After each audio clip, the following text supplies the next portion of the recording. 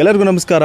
ಪರ್ವ ನ್ಯೂಸ್ನ ಸಮಸ್ತ ವೀಕ್ಷಕರಿಗೆ ಏನು ಬಾಗಲಕೋಟೆಯಲ್ಲಿ ಉಪಚುನಾವಣೆ ಒಂದು ರಂಗು ಶುರುವಾಗಿರುವಂಥದ್ದು. ಒಂದು ಕಡೆ BJP, ಇನ್ನೊಂದು ಕಡೆ ಕಾಂಗ್ರೆಸ್, ಎರಡರ ಮಧ್ಯ ಫೈಟ್ ಅಂತೂ ಜೋರಾಗಿದೆ.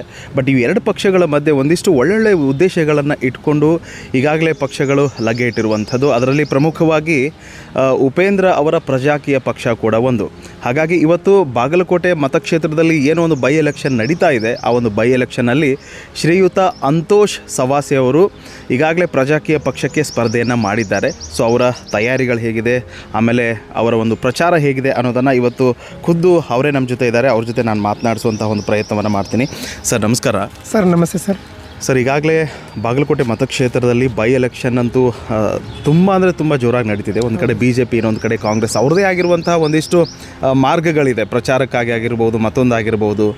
ಯಾಕೆಂದರೆ ನೋಡಿ, ಕಾಂಗ್ರೆಸ್ ಅಂತ ತೊಗೊಂಡಾಗ ಅವ್ರದ್ದೇ ಸರ್ಕಾರ ಇರೋದರಿಂದ ಎಲ್ಲ ಮಂತ್ರಿಗಳು, ಸಚಿವರು ಎಲ್ಲರೂ ಕೂಡ ಬರುವಂಥದ್ದಾಗಿರುತ್ತೆ. ಹಾಗೆ BJP ಅಂತ ತೊಗೊಂಡಾಗ ದೊಡ್ಡ ದೊಡ್ಡ ನಾಯಕರು, ರಾಜ್ಯಾಧ್ಯಕ್ಷರು ಎಲ್ಲರೂ ಕೂಡ ಈ ಒಂದು ಮತಕ್ಷೇತ್ರಕ್ಕೆ ಬಂದು ಅವ್ರದ್ದೇ ಆಗಿರುವಂಥ ಒಂದು ಶೈಲಿಯಲ್ಲಿ ಪ್ರಚಾರವನ್ನು ಮಾಡ್ತಾ ಇರುವಂಥದ್ದನ್ನು ನಾವು ನೋಡ್ತಾ ಇದ್ದೀವಿ. ಈಗ ಪ್ರಜಾಕೀಯ ಅಂತ ಬಂದಾಗ ಮೊದಲಿಗೆ ನಿಮ್ಮ ಪ್ರಚಾರಗಳ ಒಂದು ರೂಪುರೇಷೆ ಏನೆಲ್ಲ ಇದೆ ಅಂತ ಹೇಳ್ಬೋದು? ಸರ್, ಬಾಗಲಕೋಟೆ ಜನತೆಗೆ ನಮಸ್ಕಾರಗಳು. ನಮ್ಮದೀಗ ಆಲ್ರೆಡಿ ನಾಮಿನೇಷನ್ ಆಗಿ ಎಲ್ಲ ಪೇಪರ್ಸ್ ಕರೆಕ್ಟಾಗಿ ಪ್ರೊಸೀಜರ್ ಆಗಿದೆ. ಈಗ ನಮ್ಮದು ಸೀರಿಯಲ್ ನಂಬರ್ ಬಂದು 3 ನಂಬರು, ಆಮೇಲೆ ಚಿಹ್ನೆ ಗ್ಯಾಸ್ ಸಿಲಿಂಡರ್ ಆಗಿದೆ.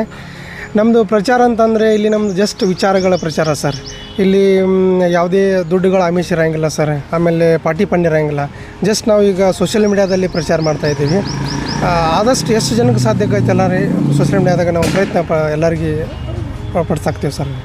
ಸರ್, ಈಗ ಇನ್ನೊಂದು ಏನಂತಂದರೆ, ಹಳ್ಳಿಗಳಿಗೆ ಆಲ್ಮೋಸ್ಟ್ ಬೇರೆ ಬೇರೆ ಪಕ್ಷದವರೆಲ್ಲ ಹೋಗ್ತಾರೆ. ನಾವು ನಿಮಗೆ ಅದನ್ನು ಮಾಡಿಕೊಡ್ತೀವಿ, ನಾವು ಇದನ್ನು ಕೊಡ್ತೀವಿ, ನಾವು ಈಗಾಗಲೇ ಇದನ್ನು ಕೊಟ್ಟಿದ್ದೀವಿ ಅನ್ನುವಂತಹ ಭರವಸೆಗಳನ್ನು ಹೇಳೋದ್ರ ಮುಖಾಂತರ ನಮಗೆ ಓಟ್ ಹಾಕಿ ಅಂತ ಮತದಾರರನ್ನು ಓಲೈಕೆ ಮಾಡುವಂತಹ ಪ್ರಯತ್ನಗಳು ನಡೆಯುತ್ತೆ. ಸೊ ನಿಮ್ಮದು ಏನೆಲ್ಲ ಸಿದ್ಧಾಂತಗಳಿದೆ, ಏನೆಲ್ಲ ಮಾಡ್ತೀನಿ ಅಂತ ಹೋಗ್ತೀರಿ? ಅಂದರೆ ನೀವು ಮತದಾರನನ್ನು ಯಾವ ಥರ ಓಲೈಕೆ ಮಾಡಬೇಕು ಅಂತ ಹೋಗ್ತಿದ್ದೀರಿ? ಸರ್, ಈಗ ರಿಯಾಲಿಟಿನೇ ಬೇರೆ ಸರ್, ರೀಲೇ ಬೇರೆ ಸರ್. ನಾವು ರಿಯಾಲಿಟಿ ಬಗ್ಗೆ, ಆಮೇಲೆ ಕಾನೂನು ಪ್ರಕಾರ ಹೋಗ್ಬೇಕಂತಂದರೆ, ಈಗ ಒಬ್ಬ MLA ಆಗಿ ವರ್ಕ್ ಯಾವ ಥರ ಮಾಡಬೇಕಂತಂದರೆ ಒಂದು ಪ್ರೊಸೀಜರ್ ಇದೆ ಸರ್. ಈಗ ನಾವೇನೋ ಸುಳ್ಳು ಆಕಾಂಕ್ಷೆಗಳನ್ನು ಒಡ್ಡಿ ನಾವು ಹಂಗೆ ಮಾಡ್ತೀವಿ, ಹಿಂಗೆ ಮಾಡ್ತೀವಿ ಅಂತ ನಾನು ಇವಾಗ ಎಲೆಕ್ಟ್ ಆದಮೇಲೆ ವಾಪಸ್ ಇವರು ಜನಸಾಮಾನ್ಯರು ಇಲ್ಲೇ ಉಳಿತಾರೆ. ಆಮೇಲೆ ಅವರು ಎಲೆಕ್ಟ್ ಆಗಿ ಅಸೆಂಬ್ಲಿ, ಆಮೇಲೆ ಪಾರ್ಲಿಮೆಂಟಿಗೆ ಹೋಗ್ತಾರೆ. ಬಟ್ ಈಗ ನಮ್ಮಲ್ಲಿ ಏನಾಗಬೇಕಂತಾರೆ ಕಾನೂನು ಪ್ರಕಾರ, ಈಗ ನಾವೊಂದು ಪ್ರಮಾಣ ಪತ್ರವನ್ನು ಮಾಡಿದ್ವಿ ಸರ್. ಇದು ಹೇಳ್ಬೇಕಂದ್ರೆ ಈಗ ಆಲ್ರೆಡಿ ಸೋಷಿಯಲ್ ಮೀಡಿಯಾದಾಗ ಎಲ್ಲನೂ ಅಪ್ಲೋಡ್ ಮಾಡಿದ್ದೀನಿ ಸರ್. ಇದು ಏನಿದೆ ಅಂತಂದ್ರೆ ರೀ, ನಾನು ಯಾವ ಥರ ವರ್ಕ್ ಮಾಡ್ತೀನಿ, ಈಗ ಬಾಗಲಕೋಟೆ ಅಸೆಂಬ್ಲಿ ಎಲ್ಲ ಜನರಿಗೆ ನಾನು ಏನು ಕೊಟ್ಟಿದೆ ಅಂದರೆ ನಾನು SOB ಪ್ರಕಾರ ವರ್ಕ್ ಮಾಡ್ತೀನಿ ಸರ್. ಅಂದರೆ ಯಾವ ಥರ ರೀ, ಈಗ ಜನರೊಂದಿಗೆ ಯಾವ ಥರ ಸಂಪಾದಕ ಇರ್ತೀನಿ ರೀ. ಈಗ 4 ಇದ್ರದಾವೆ: ತಂತ್ರಜ್ಞಾನ, ವೈಯಕ್ತಿಕ ಸಭೆ, ಸರ್ಕಾರಿ ಅಂಗ, ದೂರು ಪೆಟ್ಟಿಗೆ ಪ್ರಕಾರ ನಿಮ್ಮನ್ನ ಕಾಂಟ್ಯಾಕ್ಟ್ ಮಾಡ್ತೀನಿ ಸರ್. ಅಂದರೆ ಸಾರ್ವಜನಿಕರಿಗೆ ಕಾಂಟ್ಯಾಕ್ಟ್ ಮಾಡ್ತೀನಿ. ಆದಮೇಲೆ ಸಮಸ್ಯೆಗಳನ್ನ ನಾನು ಪಟ್ಟಿ ಮಾಡ್ಕೋತೀನಿ ಸರ್. ಸಮಸ್ಯೆಗಳಲ್ಲಿ, ಬೇಡಿಕೆಗಳಾಗಲಿ, ನಮ್ಮದು ಇಲ್ಲಿ ಪ್ರಜಾಕೀಯ ಥಾಟ್ಸ್ ಏನಿದೆ ಸರ್, ಜನರ ಬೇಡಿಕೆಗಳೇ ನಮ್ಮ ಪ್ರಣಾಳಿಕೆ ಸರ್. ಇಲ್ಲಿ ಯಾವುದೇ ನಾವು ಅಡ್ವಾನ್ಸ್ ಇದನ್ನು ಕೊಡೋಂಗಿಲ್ಲ ಸರ್. ಅವ್ರದ್ದು ಏನು ಇದೆಯಲ್ಲ ವರ್ಕ್, ಅದೇ ನಮ್ಮದು ಬೇಡಿಕೆ ಸರ್. ಅದ್ರ ಪ್ರಕಾರ ಎಲ್ಲ ತೊಗೋತೀನಿ ಸರ್. ಆಮೇಲೆ ಅದರೊಳಗೆ ತತ್ಕ್ಷಣ ಯಾವ ಆಗ್ತಾವೆ, ಆಮೇಲೆ ಮಧ್ಯಮ ಆಗ್ತಾವೆ, ಸಾಮಾನ್ಯ ಆಗ್ತವೆ ಸರ್. ಅವು ನೋಟ್ ಮಾಡ್ಕೊಂಡು ತತ್ಕ್ಷಣ ಒಂದು 50% ಆಗೈತೆ ಅಂದರೆ ಅದನ್ನು ಸೆಲೆಕ್ಟ್ ಮಾಡ್ಕೊಂಡು ಅದಕ್ಕೆ ನಿರ್ದಿಷ್ಟ ಪರಿಹಾರ ಎಷ್ಟು, ಆಮೇಲೆ ಅದಕ್ಕೆ ಬಜೆಟ್ ಎಷ್ಟು ಸರ್, ಅದು ಯಾವ ಥರ ವರ್ಕ್ ಮಾಡಬೇಕು, ತಜ್ಞರೊಂದು ಡಿಸ್ಕಷನ್ ಮಾಡ್ತೀನಿ ಸರ್. ಆ ಡಿಸ್ಕಷನ್ ಮಾಡಿ ಒಂದು 3 ಯೋಜನೆ ಮಾಡ್ಕೋತೀನಿ ಸರ್. ABC ಯೋಜನೆ ಮಾಡ್ಕೋತೀನಿ. ABC ಒಳಗೆ ಯಾರು ವೋಟಿಂಗ್ ಜಾಸ್ತಿ ಮಾಡ್ತಾರಲ್ಲ ರೀ ಸಾರ್ವಜನಿಕರು, ಈಗ A ಯೋಜನೆಗೆ 30% ಮಾಡಿದ್ರೆ, B ಯೋಜನೆಗೆ 50% ಮಾಡಿದ್ರೆ, C ಯೋಜನೆಗೆ 20% ಮಾಡ್ತಾರೆ. ನಾವು ಹಾಯೆಸ್ಟ್ ಯಾರು ಪಬ್ಲಿಕ್ ಇದನ್ನು ಮಾಡಿರಿ ಅಂತಂದ್ರೆ ಟೈಮ್ದಾಗ ಆವಾಗ ನಾವು 50% ಬಂದಿದ್ದನ್ನು ವೋಟಿಂಗ್ನ ಅದನ್ನು ತೊಗೋತೀವಿ ಸರ್.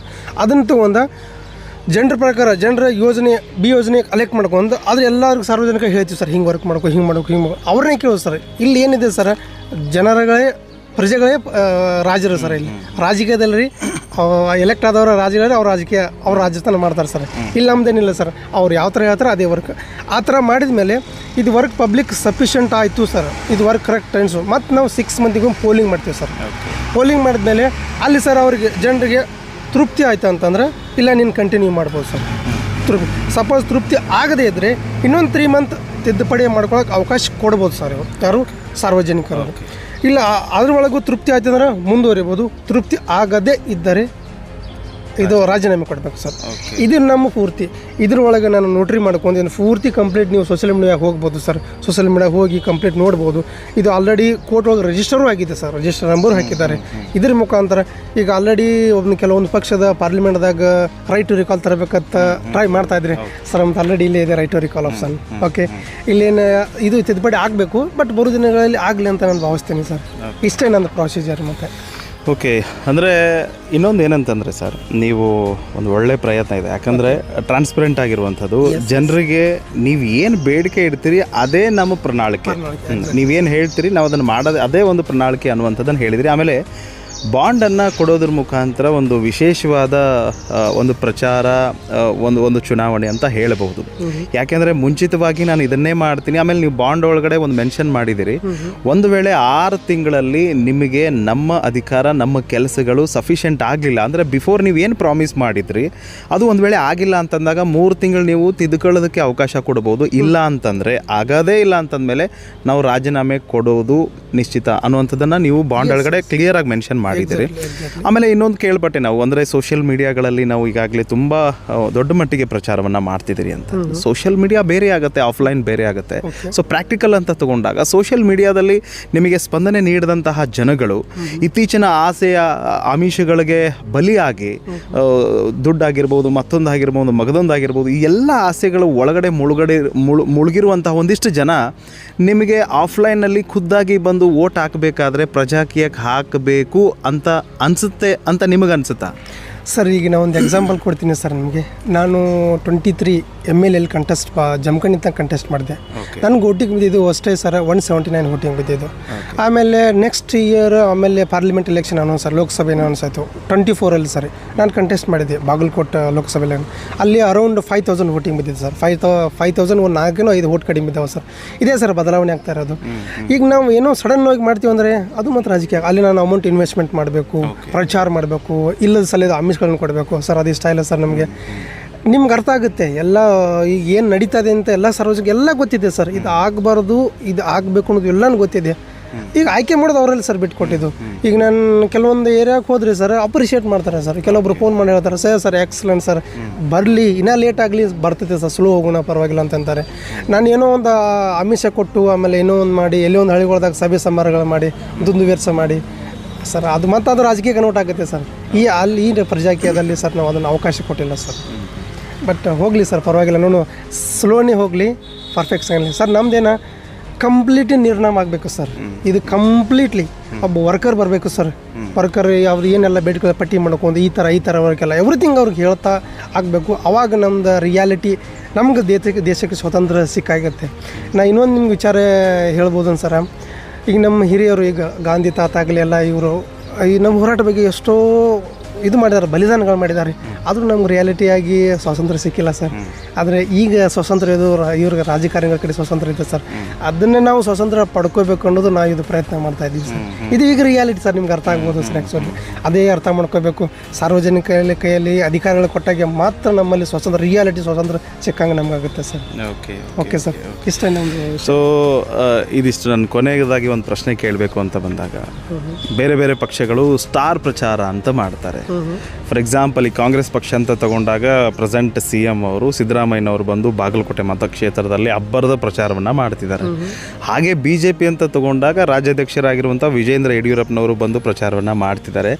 ಆಮೇಲೆ ನಾವು ಕರ್ನಾಟಕದ ಇತಿಹಾಸಗಳನ್ನು ತೆಗೆದು ನೋಡಿದಾಗ ಬಹಳಷ್ಟು ಕಡೆ ಒಂದಿಷ್ಟು ಸೆಲೆಬ್ರಿಟಿ ಪ್ರಚಾರಗಳನ್ನು, ಅಂದರೆ ಸಿನಿಮಾದಲ್ಲಿರುವಂತಹ ಬಹಳಷ್ಟು ಹೀರೋಗಳನ್ನು ತೆಗೆದುಕೊಂಡು ಬಂದು ಅವ್ರ ಮುಖಾಂತರ ಪ್ರಚಾರ ಮಾಡೋದ್ರ ಮುಖಾಂತರ ಅವರ ಅಭಿಮಾನಿಗಳ ಒಂದು ಮತಬೇಟೆ ಆಡುವಂಥದ್ದನ್ನು, ಅಂದರೆ ಅವರ ಅಭಿಮಾನಿಗಳ ಸೆಳೆಯುವಂಥದ್ದು ಪ್ರಯತ್ನವನ್ನು ಮಾಡ್ತಾರೆ.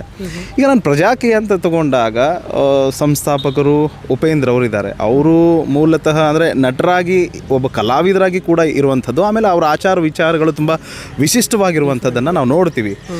ಯಾಕೆ ನೀವು ಅವರನ್ನು ಕರ್ಕೊಂಡು ಬಂದು ಪ್ರಚಾರವನ್ನು ಮಾಡಿಸಿ ಜನರ ಮನಸ್ಸನ್ನು ಬದಲಾವಣೆ ಮಾಡಿ ಓಟನ್ನು ಸೆಳೆಯೋದಕ್ಕೆ ಯಾಕೆ ಪ್ರಯತ್ನ ಮಾಡಲ್ಲ ಅನ್ನುವಂಥದ್ದು ಒಂದು ಪ್ರಶ್ನೆ ಈಗ ಬಂದಾಗ ನಿಮ್ಮ ಉತ್ತರ ಏನಾಗಿರುತ್ತೆ ಅಂತ? Exactly sir. ಈಗ ಸಿನಿಮಾ ಬೇರೆ ಸರ್, ಆಮೇಲೆ ಕೆಲವೊಂದು ಬಿಸ್ನೆಸ್ ಬೇರೆ, ಮತ್ತು ಇದು ಪ್ರಜಾಕೀಯ ಥಾಟ್ಸ್ ಬೇರೆ ಸರ್.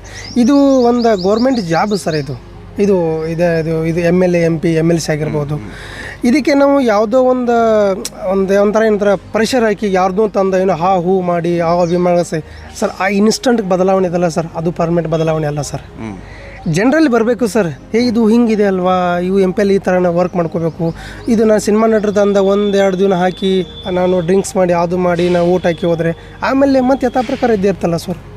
ಆ ಥರ ಆಗಬಾರ್ದು ಸರ್. ಆ್ಯಕ್ಚುಲಿ ಇದು ಸಿನಿಮಾ ನಟರು ನಾನು ತಂದು ಈಗ ಉಪೇಂದ್ರ ಸರ್ ನಮಗೊಂದು ಒಂಥರ ಐಡಿಯಾ ಹಾಕಿ ಕೊಟ್ಟಿದ್ದಾರೆ ಸರ್, ಇದೇ ಥರ ಮಾಡಬೇಕು. ಅವರು ಕೆಲವೊಂದು ಫಿಲ್ಮ್ನಲ್ಲಿ ಎಷ್ಟೋ ವರ್ಷಗಳ ತಿಳ್ಕೊತ ಬರ್ತಾ ಇದ್ದಾರೆ ಸರ್, ಇದು ಈ ಥರ ಬದಲಾಗಬೇಕು ಅಂತಂದು. ಬಟ್ ಅದನ್ನು ಇದ್ರಾಗ ಆಗಲಿಲ್ಲ. ಆಮೇಲೆ ಒಂದು ಪಕ್ಷ ಕಟ್ಟಿ ಒಂಥರ ನಮ್ಗೆ ಥಾಟ್ಸ್ ಸ್ಪ್ರೆಡ್ ಮಾಡ್ತಾ ಇದ್ದಾರೆ. ನಮ್ಗೆ ಒಂದು ಇದೆ ಸರ್, ಈ ಥಾಟ್ಸೇ ಮೇನ್ ಸರ್. ನಮ್ಗೆ ಈ ಐಡಿಯಾಲಜಿ ಇದಾವೆ ಸರ್, ಈ ಐಡಿಯಾಸರ್ ಮುಖಾಂತರ ಹೋಗುದು ಸರ್. ಇಲ್ಲಿ ನಮ್ಮ ಸ್ಟಾರ್ ಪ್ರಚಾರ ಅದೇನು ಬೇಕಾಗಿಲ್ಲ ಸರ್. ಅಲ್ಲಿ ನಿಮ್ಗೆ ಅದೇ ಹೇಳಿದ್ರಲ್ಲ ಆಲ್ರೆಡಿ 179 to 5,000 ಬಂದಿದೆ ಸರ್. ಇನ್ನು ಏನು ಗೊತ್ತಿಲ್ಲ ಸರ್ ಮುಂದೆ ಹೆಂಗೆ ಹೋಗುತ್ತೆ ಬಟ್ ನಮ್ಮ ನಿರಂತರ ಪ್ರಯತ್ನ ಇರ್ತದೆ ಸರ್. ವಿಚಾರಗಳ ಪ್ರಚಾರ ಯಾವತ್ತೂ ಸ್ಟಾಪ್ ಆಗೋಲ್ಲ ಸರ್. ಯಾಕೆಂದರೆ ಭಾಳ ಕಷ್ಟ ಇದೆ ಸರ್, ಏನು ಹೇಳಬೇಕು ಅನ್ನೋದಾಗ್ತಾರೆ. ಎಲ್ಲವೂ ಇರೋದು ಕನೆಕ್ಟಿವಿಟಿ ರಾಜಕೀಯ. ನಾವೊಂದು ಏನೋ ಒಂದು ರೈತರ ತುಂಬ ಸಮಸ್ಯೆ ತೊಗೊಂಡ್ರೆ ಅದಕ್ಕೂ ರಾಜಕೀಯ ಕನೆಕ್ಟಿವಿಟಿ ಇದೆ ಸರ್. ಒಂದು ನಮ್ಗೆ ಈಗ ಉದ್ಯೋಗ ಅವಕಾಶಗಳು ಬೇಕು ಸರ್. ಈಗ ಮೊನ್ನೆ ಧಾರವಾಡದಾಗ ಇದು ಮಾಡಿದ್ರೆ ಅಲ್ಲಿ ಬಂದ್ರೆ ಮತ್ತು ಅಲ್ಲಿ ಪೊಲಿಟಿಕಲ್ ಇದೆ. ನೀವು ಎಲ್ಲಿ ಹೋದರೂ ಅದೇ ಸರ್. ಅದು ಒಂದು ಕರೆಕ್ಟ್ ಆದರೆ ಸರ್ ನಮ್ಮ ಇಡೀ ಇದು ನಮ್ಮ ಜಗತ್ತಿನಲ್ಲಿ ನಮ್ಮದು ಇಂಡಿಯಾ ಒಂದು ಮಾಡೆಲ್ ಆಗಿರುತ್ತೆ ಸರ್, ಅಷ್ಟೇ. ಸೊ ಇದಿಷ್ಟು ಬಾಗಲಕೋಟೆ ಮತಕ್ಷೇತ್ರದಲ್ಲಿ ಪ್ರಜಾಕೀಯಕ್ಕೆ ಸ್ಪರ್ಧೆ ಮಾಡಿದಂತಹ ಅಂತೋಷ್ ಸವಾಸೆ ಅವರ ಮಾತಾಗಿತ್ತು. ಅಂದರೆ ಏನು, ಬಾಗಲಕೋಟೆ ಮತಕ್ಷೇತ್ರದಲ್ಲಿ ಈಗಾಗಲೇ ಒಂದು ಬಿರುಸಿನ ಪ್ರಚಾರ ಎಲ್ಲ ಪಕ್ಷದಿಂದ ನಡೀತಾ ಇದೆ. ಸೊ ಇವರು ಕೂಡ ಅಂದರೆ ಈಗಾಗಲೇ ಏನೋ ಒಂದು ಬಾಂಡನ್ನು ಪಾಂಪ್ಲೆಟ್ ಥರ ಪ್ರಿಂಟ್ ಮಾಡಿಸಿದ್ದಾರೆ ಅವರು. ಅಂದರೆ ನಾವು ಆಯ್ಕೆಯಾಗಿ ಬಂದ ಮೇಲೆ ಮಾಡುವಂಥ ಕೆಲಸ ಹೀಗೆ, ಒಂದು ವೇಳೆ ಆಗಲಿಲ್ಲ ಅಂತಂದರೆ ನಾವು ನೇರವಾಗಿ ರಾಜೀನಾಮೆ ಕೊಡ್ತೀವಿ ಅಂತ ಅಫಿಡವಿಟ್ ಮಾಡಿಸಿ ಅದನ್ನೇ ಪಾಂಪ್ಲೆಟ್ ಥರ ಮನೆಗೆ ಹಂಚುವಂತಹ ಕೆಲಸವನ್ನು ಪ್ರಜಾಕೀಯ ಪಕ್ಷದಿಂದ ನಡೀತಾ ಇದೆ.